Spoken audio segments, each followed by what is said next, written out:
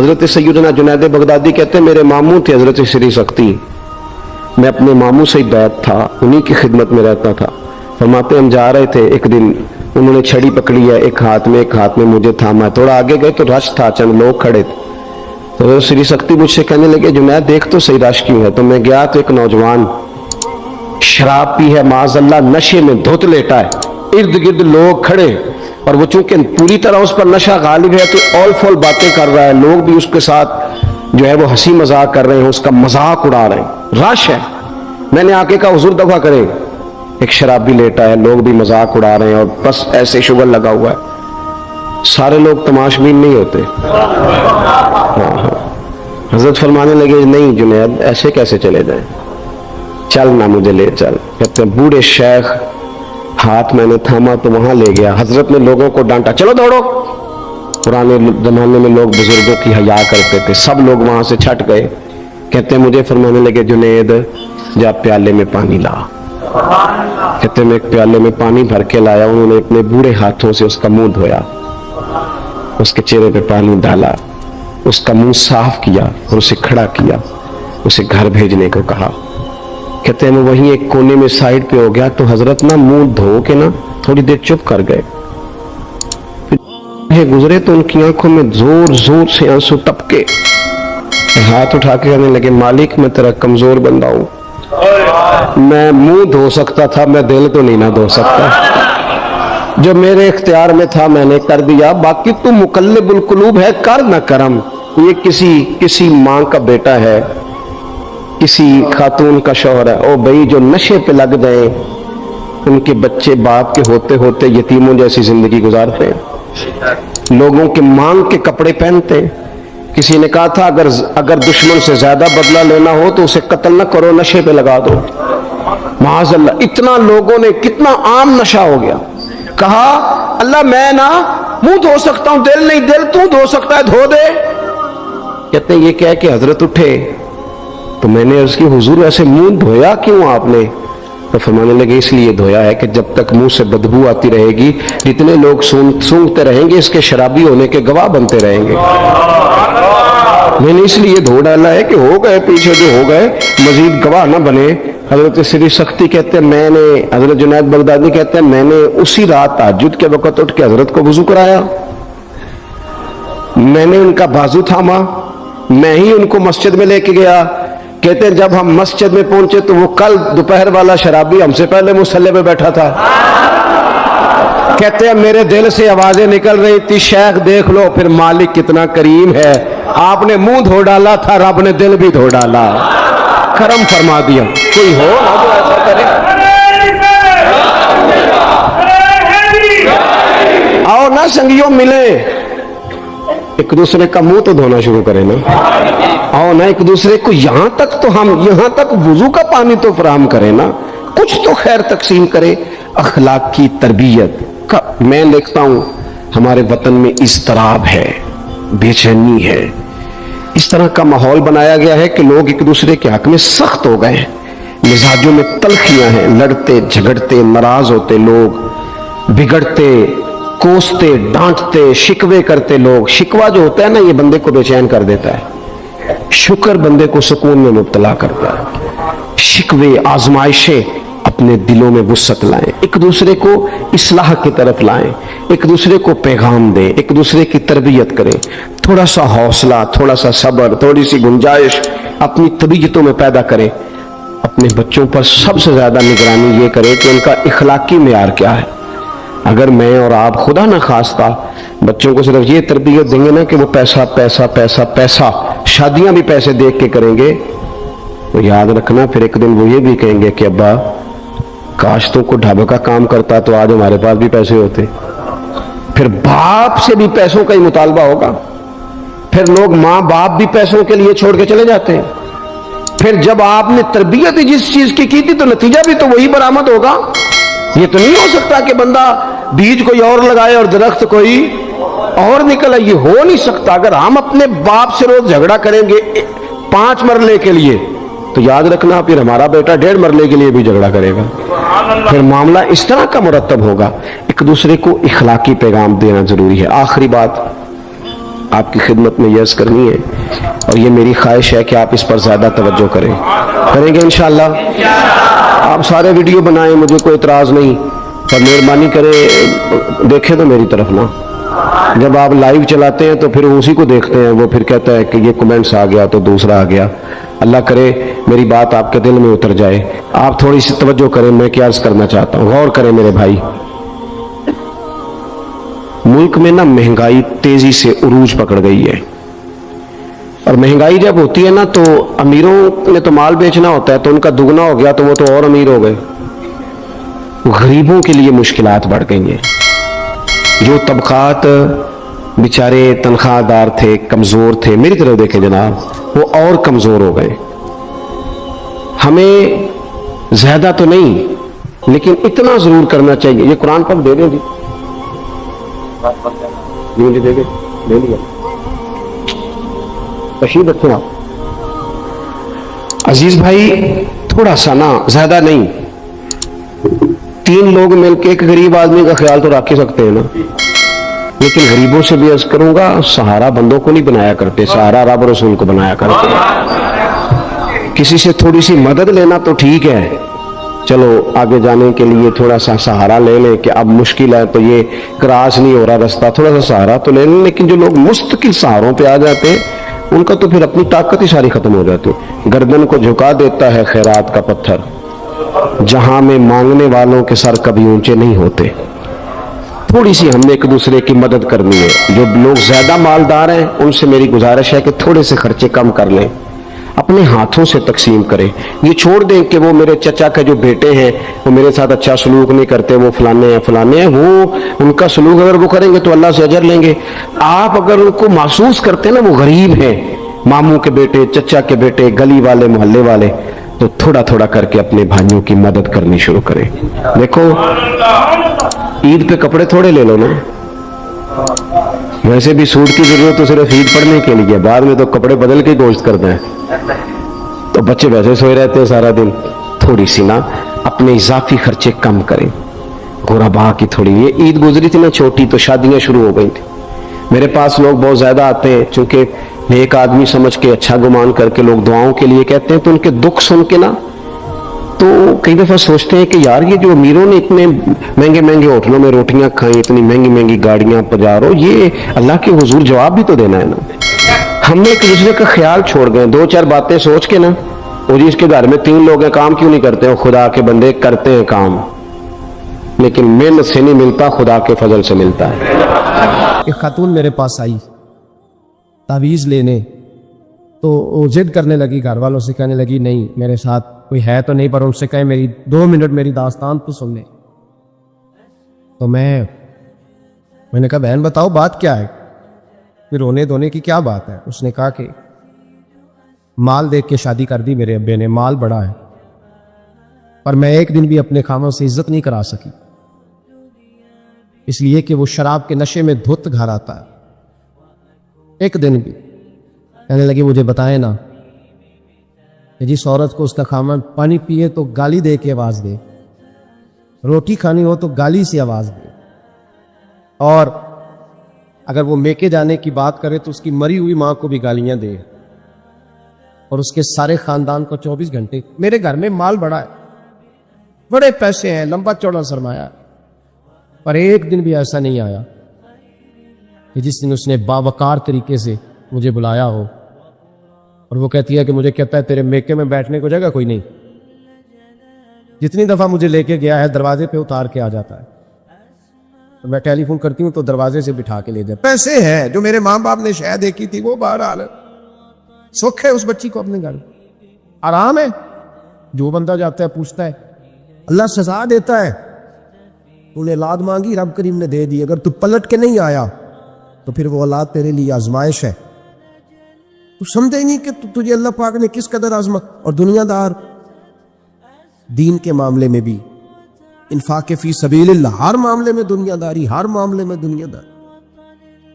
چھوڑ دے اس کو، کچھ دیر کے لیے نکلا کرے، کچھ دعائیں خالص مانگے جن میں خدا مانگے، اللہ مانگے، اللہ کا رسول مانگے۔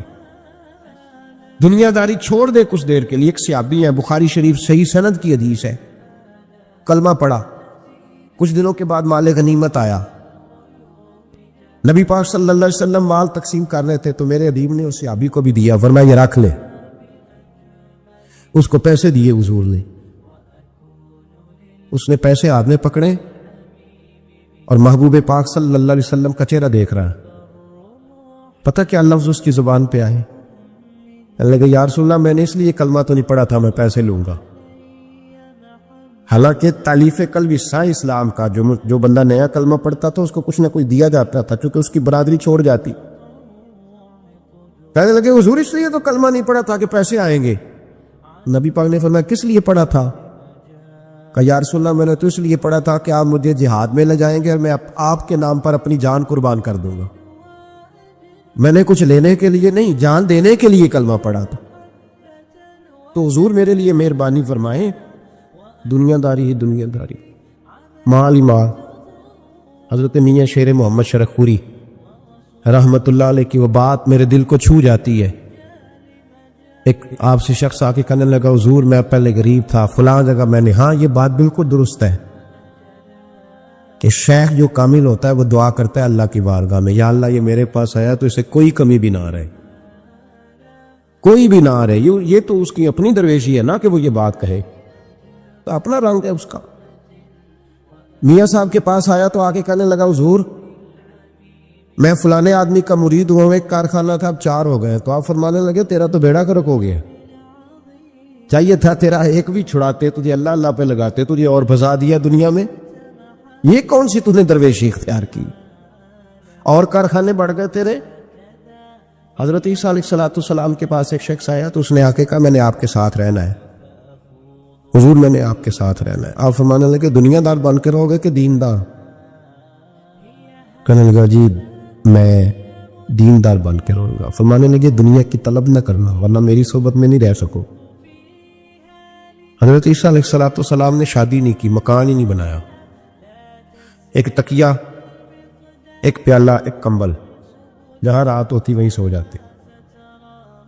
ایک دن ایک شخص کو دیکھا کہ وہ نا ڈھلان بنی ہوئی تھی، پتھر کی پہاڑ تھوڑی سی ڈھلان بنی ہوئی تھی تو نیچے لیٹا ہوا ہے. آپ نے کمبل بھی صدقہ کر دیا. کہنے لگے آج کے بعد جہاں ڈھلان بنے گی وہاں سو جائیں گے، کمبل کی ضرورت ہی کوئی نہیں. کچھ دنوں کے بعد ایک شخص کو دیکھا کہ وہ اپنے ہاتھ کا تکیہ بنا کے سویا ہوا ہے، تکیہ بھی خیرات کر دیا. کہنے لگے اس کے بغیر بھی گزارا ہو سکتا ہے. کچھ دنوں کے بعد دیکھا کہ ایک آدمی چلو میں پانی پی رہا ہے، پیالہ بھی اللہ کے راستے میں دے دیا. کہنے لگے چل جائے گا کام اس کے بغیر. فرمایا دنیا دار بن کے نہ آنا. کہنے لگا نہیں صاحب میں دیندار بن کے آؤں گا. جناب عیسیٰ علیہ السلام نے رکھ لیا. آپ پہلے دن ہی کہنے لگے چل آ جا روٹی کھا لے. 3 روٹیاں منگائی، اس کو ساتھ بٹھایا. فرمانے لگے میں تو ایک کھاؤں گا، تو کتنی کھائے گا؟ کہنے لگا جی میں بھی ایک ہی کھاؤں گا. ایک روٹی اس نے کھا لی، ایک آپ نے کھا لی. تیسری روٹی چھوڑ کے جناب عیسیٰ علیہ السلام دریا کنارے وضو کرنے چلے گئے. واپس آئے تو روٹی کوئی نہیں تھی. اللہ کے نبی تھے، جان گئے. رب کریم کا بندہ بھی جان جاتا ہے. اقبال کہتے ہیں اولیاء کیا ہیں جواسی سلول قلوب، کہتے ہیں رب کے ولی کو ٹٹولا نہ کر، وہ تو دلوں کے حال بھی جانتا ہے. انہیں ٹٹولا نہ کر، غبار آلود سمجھ کر حکارت سے نہ دیکھ ان کو، انہی کی ٹھوکروں سے سلطنت بنتی بگڑتی ہے. اور اقبال کہتے ہیں نہ تیغ و تیر میں نہ لشکرو سپاہ میں، نہ تیغ و تیر میں نہ لشکرو سپاہ میں. کہتے ہیں نہ تلوار میں نہ تیر میں نہ لشکر میں نہ فوجوں میں، نہ تیغ و تیر میں نہ لشکر و سپاہ میں ہے، جو بات مرد کلندر کی بارگاہ میں ہے، جو بات مرد کلندر کی بارگاہ میں. تیسری روٹی کدھر ہے؟ کہنے لگا حضور مجھے نہیں پتا. فرمانے لگے تجھے پتا ہے پر تو بتا نہیں رہا. کہنے لگا مجھے تیسری روٹی کا پتا. حضرت عیسیٰ علیہ السلام ایک ہرنی جا رہی تھی، اس کے ساتھ 2 بچے تھے. آپ نے ایک بچہ پکڑا، اس کو ذبح کیا، لکڑی جلائی، اس کو بھونا، اس کو بھی کھلایا، خود بھی کھایا، ہڈیاں جمع کر دی. یا وہ ہڈیاں اس پہلو کو ذرا سمجھیے گا، جب کھا بیٹھے ہڈیاں جمع، وہ ہرنی بھی کھڑی ہے، وہ دوسرا بچہ بھی کھڑا ہے. ایک بچہ کا ذبح کر کے کھا لیا, دوسرا کھڑا ہے. جب پیٹ بھر لیے وہ بھی ڈکار لینے لگا سامنے, تو حضرت عیسیٰ علیہ السلام ہڈیوں سے کہنے لگے چلو اٹھ جاؤ اللہ کے حکم سے. وہ ہرنی کا بچہ پھر سے زندہ ہو گیا. وہ چلا گیا, ماں اس کو ساتھ لے کے روانہ فرمانے لگے دیکھ اللہ نے مجھے معجزہ دیا ہے, ہم نے کھا بھی لیا ہے اور بچہ چلا بھی گیا ہے, ہمارے پیٹ میں ہے بھی, اور اب تو بتا دے روٹی کس نے کھائی ہے. کہنے لگا جی مجھے نہیں پتا. حضرت عیسیٰ علیہ السلام اس کو ساتھ لے کے بڑھے تو دریا کے اوپر, پانی کے اوپر پیدل چلنے لگے.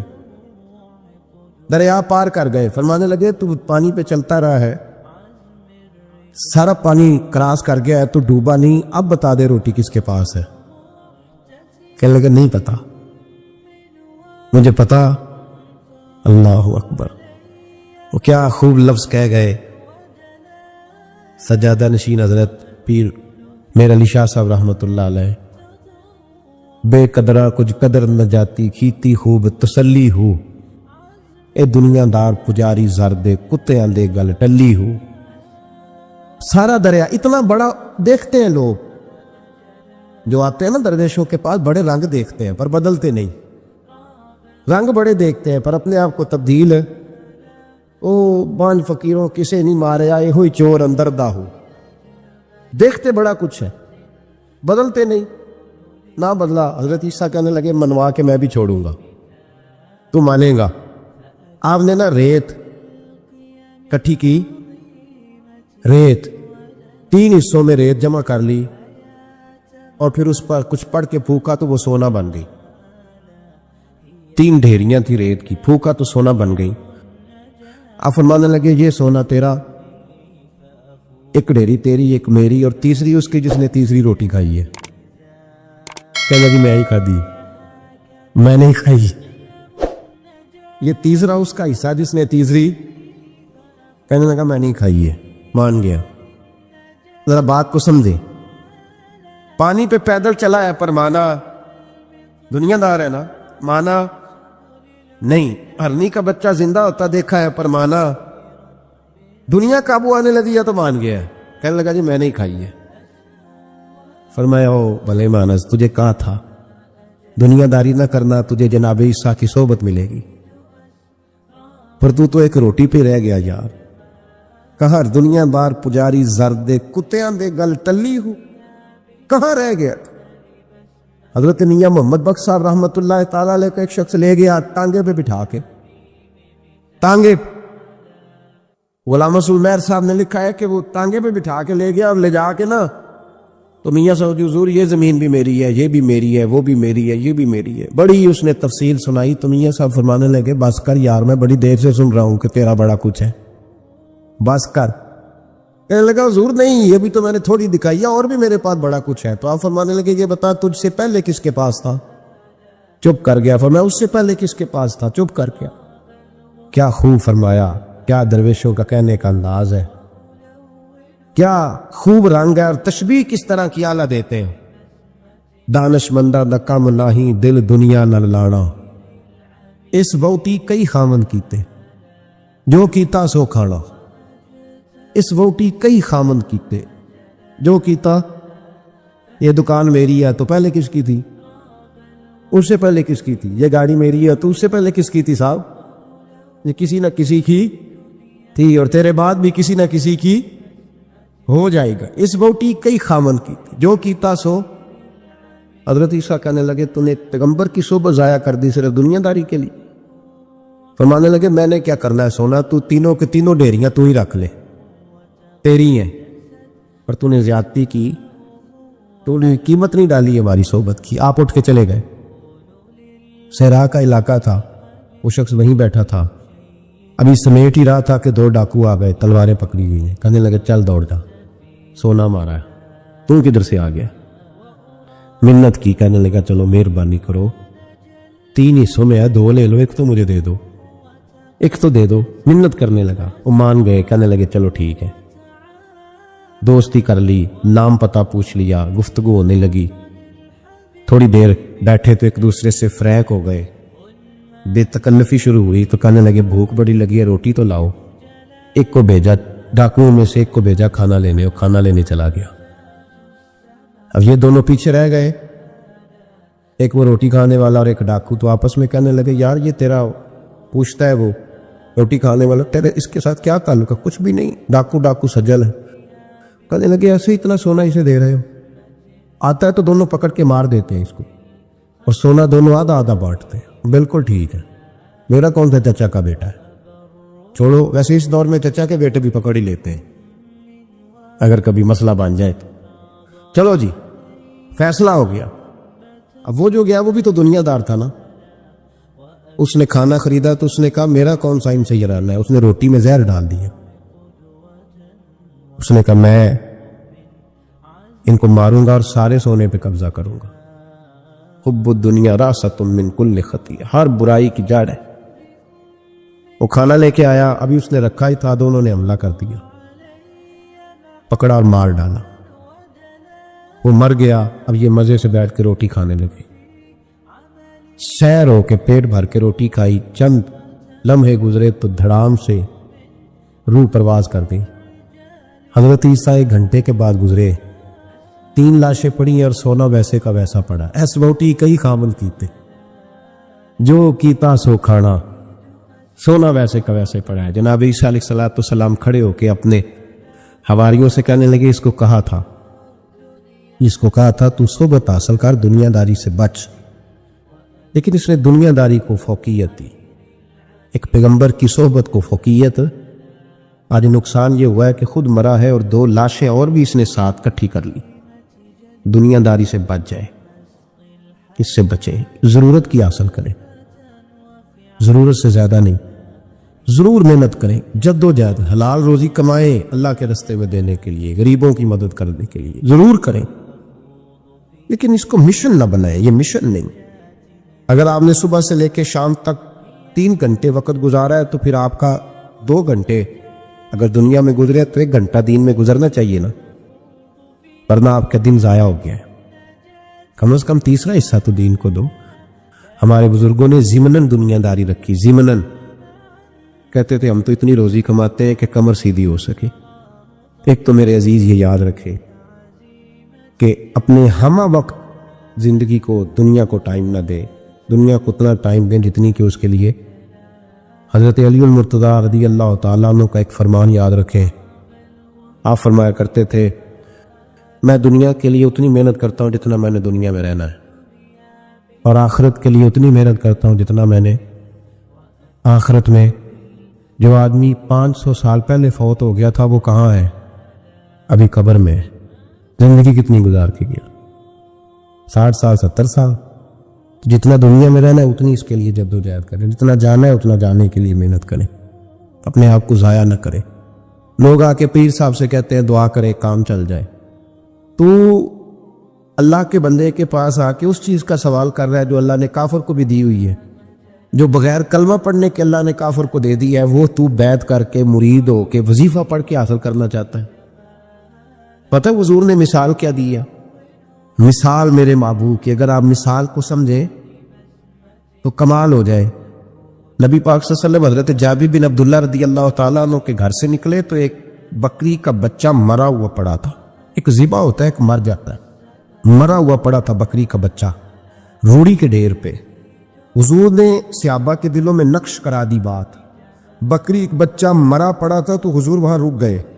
रुक के मेरे महबूब पाक सल्लल्लाहु अलैहि वसल्लम ने फरमाया, मेरे गुलामों बताओ तो सही, इधर आओ भाई, ठहर जा, तू भी आ, तू भी आ, तू भी आ। सहाबा को बुला लिया। कहाँ?